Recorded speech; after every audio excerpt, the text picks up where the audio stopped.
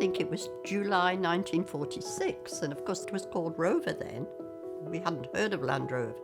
So my mother came with me to the factory and see what jobs there are. And I was 15 and I had little white ankle socks on and sandals. Well, I kept this identity card, and inside it says, staff, Miss D-Beds, service department. Oh, gosh.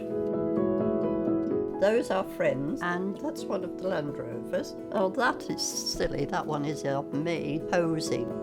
I was doing a presentation for the 70th anniversary of Land Rover. Well, and suddenly this very charming lady came up and said, oh, I've got some old photos from back in the day. I just sort of showed him this photograph, and I couldn't believe the reaction. And I said, well, you know who owns that Land Rover, don't you? She said, no idea.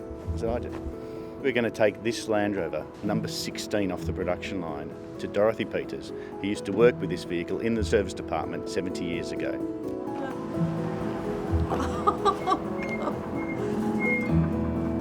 Is that that one that's on your photo? Hey, Dorothy. I thought I'd bring an old colleague to see you.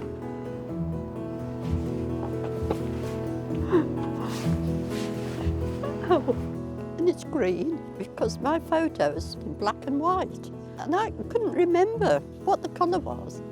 You kept saying the number 16. Does it mean it was the 16th 16th Land Rover made. And you said you wanted to go around the jungle track.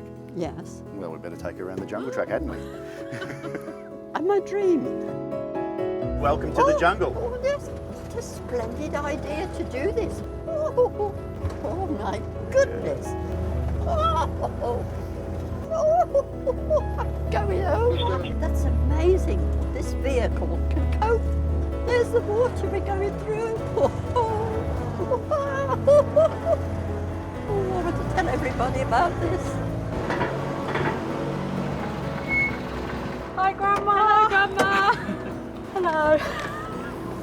Don't cry, because you know we'll all go for it. You've not been in it before, have you, sir? No, I've never driven in a Land Rover, ever.